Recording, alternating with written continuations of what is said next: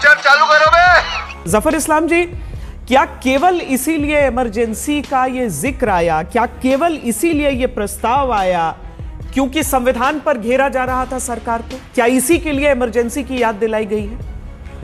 Good question, you are a good question. देखिए, आप याद कीजिए श्वेता जी, हर साल 25 जून को भारतीय जनता पार्टी पूरे देश में प्रदर्शन करती है इस इमरजेंसी में जो उस वक्त जो हुआ था। अच्छा, वो काला दिन जिसने देखा है, जिसने उस काले दिन में को झेला है, वो बहुत सारे लोग ऐसे भी हैं जो आज नहीं जिंदा, लेकिन जो लोग हैं जिन्होंने अपनी आंखों से देखा था, उन पे क्या बीती थी वो आप बीती भी सुनाते और किस तरह से कहर ढाया था उस वक्त की सरकार। और एक अचानक 12 जून को जो फैसला हुआ गलत तरीके से इलेक्शन में जीतने पे इंदिरा गांधी जी के, जो इलाहाबाद हाई कोर्ट ने जजमेंट दिया, उसके बाद जो है समझ में आ गया सरकार चलेगी नहीं, तो उन्होंने इस तरह का जो है अहंकारी फैसला लिया। तेरा तो गेम बचाना पड़ेगा। पूरे देश पे थोपा और खास के भारतीय जनता पार्टी उस वक्त के जो भारतीय जनसंघ थे उसके ज्यादा से ज्यादा सदस्यों को जेल की सलाखों में 19 महीने के लिए ढकेल दिया। तो क्या ये सलाखों में डालना उनका फर्ज था? इमरजेंसी का काला खंड जो देखा हमने, उस पर क्या हम हर साल नहीं बोलते हैं? आज पार्लियामेंट में था, मौका था, पार्लियामेंट में इसको प्रस्ताव लाया गया। रुक, तेरे को बताते तेरी माँ की चल गया, अभी मजा आएगा ना भिड़ो। आलोक शर्मा जी, कांग्रेस पार्टी ने पहले भी अपना स्टैंड इस पर क्लियर किया है।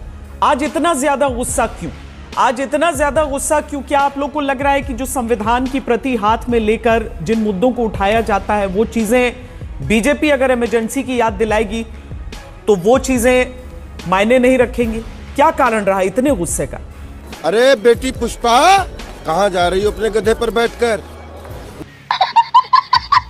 चलिए शुरू करते हैं। देखिए, मुझे लगता है कि गुस्सा इस बात से है कि एक तरफ कंस्ट्रक्टिव अपोजिशन की बात की जा रही है, कंस्ट्रक्टिव कोऑपरेशन की बात की जा रही है, सबके सहयोग की बात की जा रही है।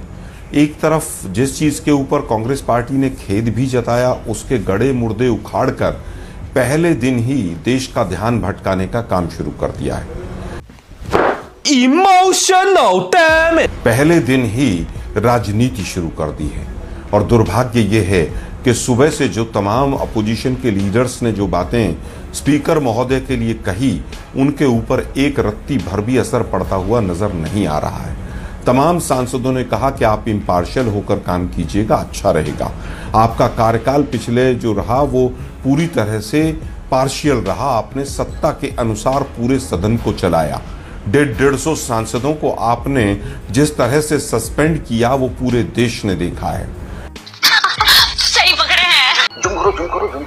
आप ऑपोजिशन का रेस्पेक्ट करें, आप कॉन्स्टिट्यूशन का रेस्पेक्ट करें, लेकिन दुर्भाग्य ये है कि आज ही पहले दिन ही जिस तरह की नकारात्मक राजनीति बीजेपी के इशारे पर, मोदी जी के इशारे पर, सरकार के इशारे पर स्पीकर महोदय ने की, अपोजिशन इस बात से गुस्से में है। लवणे ने भोजम बेशर्मो, शर्म करो शर्म। यही लोकसभा अध्यक्ष से शायद मणिपुर के ऊपर भी जितने लोग मारे गए उसके ऊपर भी अगर एक आज 2 मिनट का मौन रखवा लेते तो बहुत अच्छा था।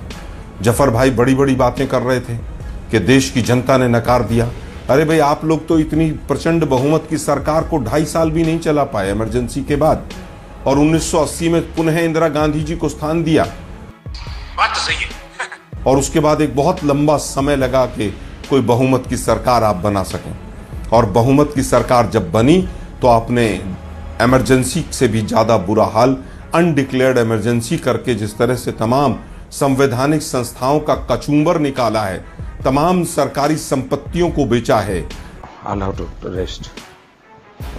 जिस तरह की मणिपुर की हालत है, जिस तरह से लोगों का पलायन हुआ है, लगभग 25 लाख पासपोर्ट यहां से सरेंडर हो गए हैं, और जिस तरह से आज तमाम पेपर लीक हो रहे हैं, इमरजेंसी में नहीं होती थी ये चीजें।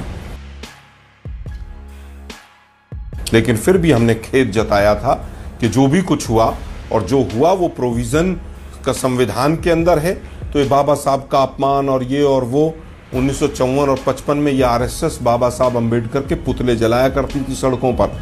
आज अंबेडकरवादी बन रहे हैं लोग। ये वो लोग हैं जिन्होंने 52 साल तक तिरंगा नहीं फहराया। शर्म है कुछ शर्म आया है?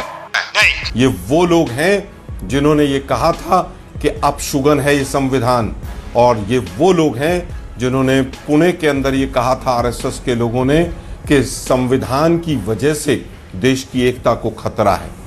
इतना छोटा पहले कभी नहीं हुआ होगा। तुम चुल्लू भर पानी में जाके डूब के आ जाओ।